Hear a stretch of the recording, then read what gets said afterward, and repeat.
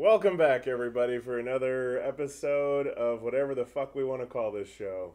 Welcome back, everybody, for another episode of us doing stupid reviews. Welcome back, everybody, to another episode of Pretentious Assholes, where we pretend to know anything and everything about nothing at all. Today's topic is going to be American Ultra.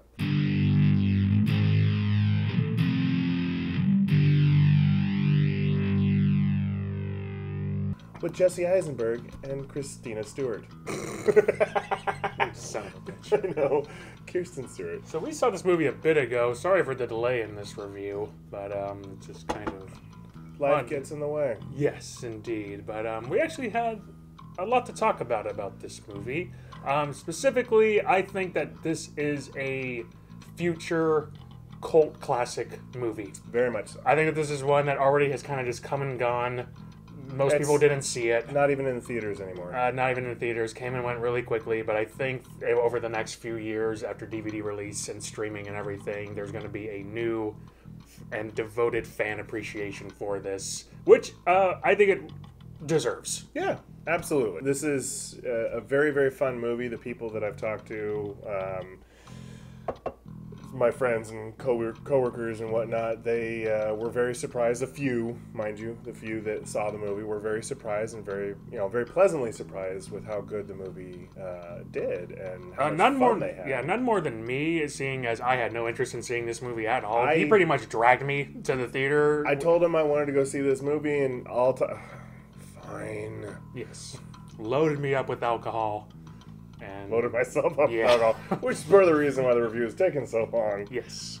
But yeah, I was very pleasantly surprised by this. It is a very well-paced, coherent, to me, kind of realistic type of movie. If you guys don't know the plot, our main star, Jesse Eisenberg, is the epitome of just stoner deadbeat, working at a convenience store in this little town in the middle of bumfuck nowhere. His stoner girlfriend, stoner girlfriend, played by Kirsten Stewart, is kind of his stoner and crime type thing. They basically just hang out, smoke a lot of pot. A series of events leads to Jesse Eisenberg realizing that he is a former spy agent for the secret government program, and the government CIA is coming to take him out, basically, to wash all knowledge of this program that had occurred, and he basically kind of gets re-triggered. The best description I've heard is Pineapple Express meets Bourne Identity, which I think is a pretty fair kind of summary of the plot. I love the movie. I mean, I can't... That was a pretty apt description, and can't really add much to that. But personally, I really wanted to go see this movie. It looked like it was going to be a lot of fun. I was really excited. I am not a fan of Kirsten Stewart at all. I've seen several of her movies, and I've never seen Twilight, but I've seen some of her other movies. She just is a terrible actor, just absolutely horrible. Until she's given that right role, which I feel like she was given a good role. This role for her was perfect. In this. I mean, there were a few times when she was trying to be a little more serious and dramatic with her role. Did I see some of that horrible acting tendencies come out in her? But overall, the level of fun that her and Eisenberg had, great chemistry. Great chemistry. Them. You can tell they actually genuinely like each other, like in real life. Yeah. You can tell they're kind of buddy. Yeah, they very much had a lot of fun doing this, and you can see that it translates onto screen. We have a script that was written by Max Landis, whose other screenwriting credit was the movie Chronicle, which was a good, fun movie. Was an awesome movie, filmed right here in our neck of the woods. And again, I thought it was a very solid script. Like I said, it's well paced. There are some genuinely very funny moments in it. Good laughs, good characters. I mean, we got John Leguizamo doing what he does. Love John Leguizamo. I mean, you know, hilarious. he's kind of got this role nailed down, kind of the comic relief type guy. He's great. We got Topher Grace as our villain, doing what he kind of has gotten typecast to doing, being the really smug, kind cynical, of asshole. snarky asshole. But the reason he keeps getting cast is because he's very good at it, which he is in this movie as well. I like Topher Grace, but I think there was a little too much Topher Grace for the movie. Yes, it's a very Topher Grace role. I mean, granted, you needed that much from The movie's antagonist. kind of over the top as it is, Yeah. so an over the top character isn't so unforgivable for a movie of this type of tone. Got us a couple of great supporting actors as well. Connie Britton, she was the former kind of creator / head of this CIA program that Jesse Eisenberg was a part of, so she kind of comes into play as trying to help him out. She takes a special spoiler alert. She takes a special interest in Eisenberg's character because she was the one that brought him in and was his handler during the program. When the program is disbarred as a failure, Eisenberg's character is the only one that was technically successful. She has a special connection to him and I guess you could say love for him because of his success in her program, and this was her program. And then we have kind of our other villain, Walter Goggins, who plays Laffer in this, and he is a crazy motherfucker. Essentially, this Topher Grace's character brings in all these special cleanup crew, if you will. We didn't really get a whole lot of information on how they were trained, but they're all these people are messed up in the head, not productive members of society at all, and expendable, essentially. And so he's using all these guys. So Walter Goggins, Laffer in the show, definitely plays a big role as far as a villain, the counterpart to Eisenberg's character. A villain who I was happy to see they kind of add some more depth to towards very the much end. so, very much so. It definitely kind of sympathizes with the two of them as kind of just being these creations of puppets of this program. And I thought that was pretty cool to like kind of add some depth at least to him towards when the he end. finally had his speaking role and he actually said something, he was like, "You're the only one that succeeded, dude. Yeah. you were their favorite." It was.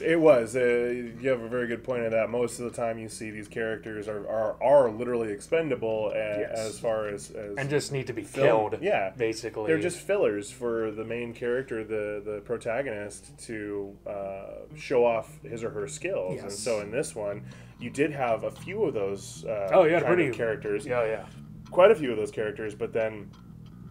Like, you had a pretty brutal fight scene between the two of them, but I love how instead of just, Eisenberg just killing him, which most movies would have done, they instead just kind of both are like kind of collapsed because they're so just like tired and worn out, and they just have a conversation instead. They've been chasing each other and running away from each other the entire movie, and now they're just laying down on the ground bleeding, and they're like, fuck. Yeah.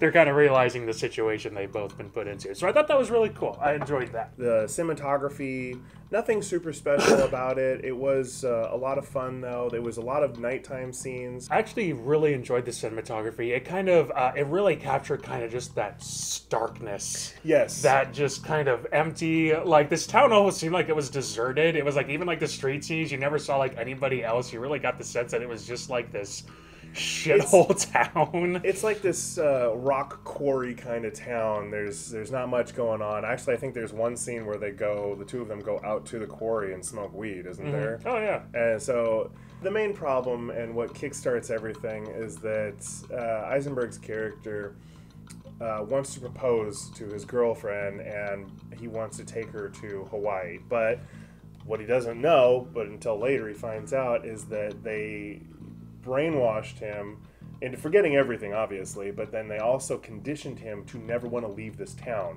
This town has like a couple of bridges, major bridges that leave the town, and then he can get as far as the airport, but he cannot physically get on the plane because shit kicks in. Kind of a nice homage to the Truman Show, I thought. That's immediately what it made me think of. So he keeps trying to leave, and then Topher Grace's character sees all these reports saying that he's trying to leave, and so he's like, we've got to end him. We've got to shut him down because he keeps trying to leave this town. I loved that kind of scene where they're at the airport, and you kind of see Kristen Stewart just sitting there, just kind of holding back tears, and you see Eisenberg in the bathroom, who's just completely losing his shit, vomiting because he's having a nervous breakdown, and you had that kind of silent ride back.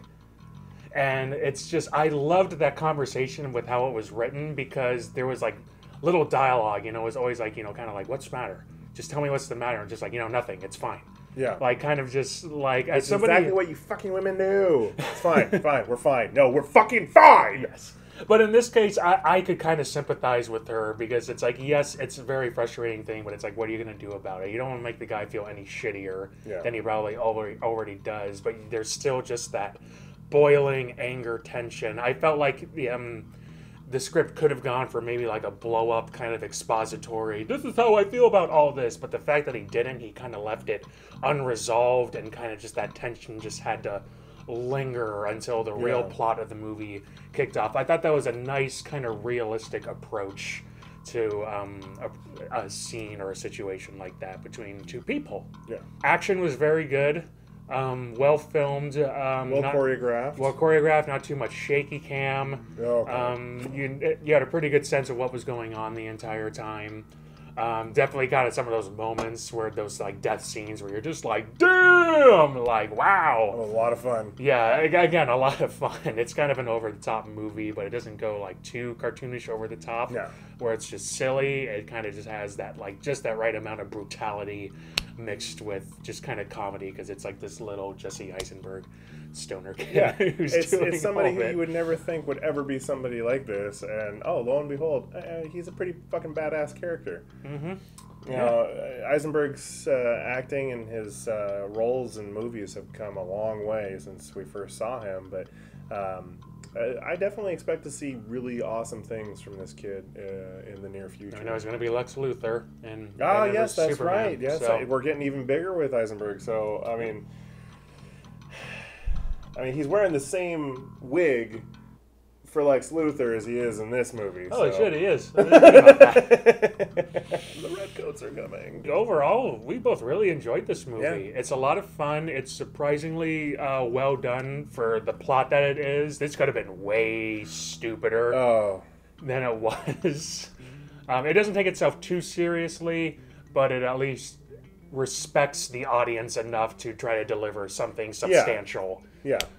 It doesn't sit there and say, this is a world of reality, this is totally happening, and this should be totally believable. Now, they play with a realm of reality and a realm of realism in our world, in our society, but they placate to, this is fantasy, this is just stupid fun. Yeah, to me the characters, especially the two of them, they felt real to me. They felt like real characters. Very much so. Kind of put into a fantastical scenario. Yeah, like I said before, I think this is a future cult.